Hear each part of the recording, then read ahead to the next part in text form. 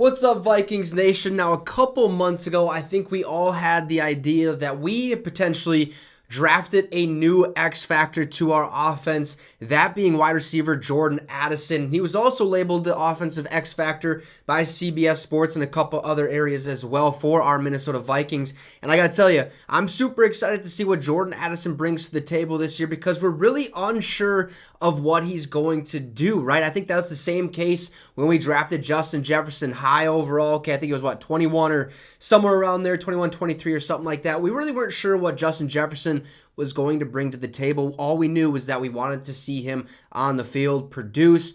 And let me tell you, okay, he's definitely done that. He's been phenomenal. And now Jordan Addison has the chance to do the exact same thing. We're talking about a potential Randy Moss, Chris Carter type duo once again. And hopefully this duo this time can bring us a championship.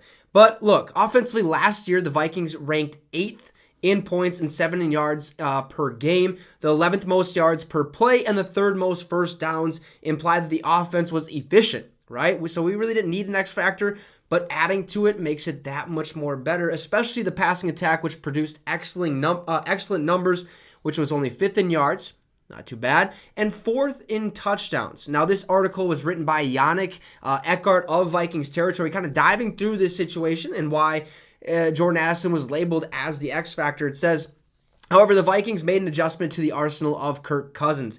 Adam Thielen was released and replaced by Jordan Addison. Okay, the obvious difference between the two is age, right? Addison is 21, while Thielen will turn 33 in August. The rookie was the 23rd overall pick and the only selection of the Vikings in the first 100 picks.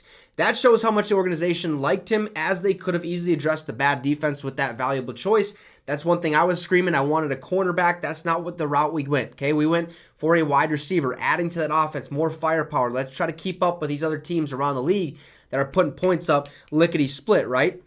Now, the talented receiver was designated as the team's offensive X factor by CBS Sports. He closely edged out by a teammate of his, in the opinion of Jared Dubin. I'm not sure how to say his name. Sorry about it. Okay, he's not on our team. But this is kind of what he said about, or that CBS Sports guy said.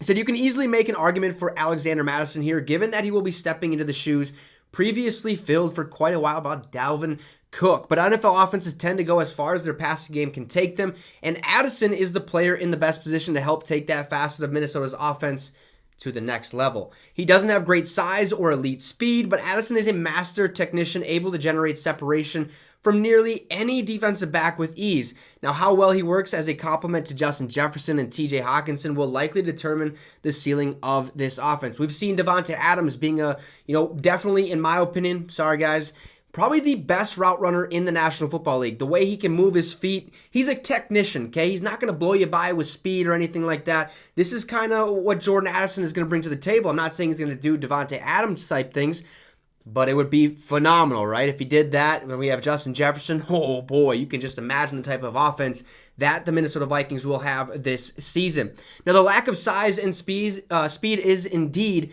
the biggest cause for concern surrounding Addison. He weighed in at 171 pounds at the scouting combine and is one of the lightest receivers in the National Football League. So is Devontae Smith, but, he's doing just fine. In addition, those lighter receivers are usually extremely quick and fast, but Addison clocked in with average numbers in the drills that are supposed to measure that. It doesn't mean anything, okay? He's going to be fine. I think he's going to translate to the NFL just fine, okay? So no worries there. Now, Addison will still help the Vikings offense if he is as good as advertised. He was an extremely successful receiver in college and even won the Biletnikoff Award. I probably said that wrong. Sorry, I should probably do my research.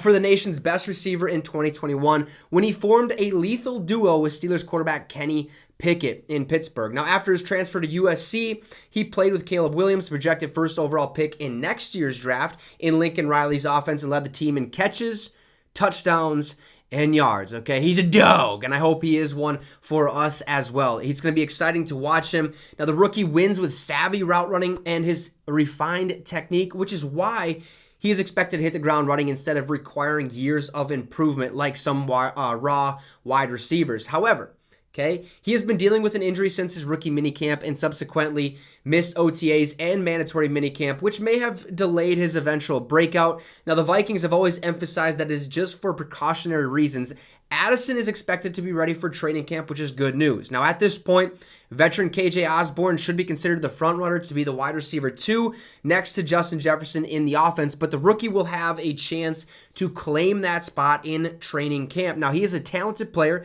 and will push Osborne for snaps sooner rather than later, even if he doesn't win the job initially. I have hope for Jordan Addison. I think he's going to play phenomenal football for us. It's going to be better than Jalen Reagor, okay? It's going to be better than what we once had with Laquan Treadwell way back in the day.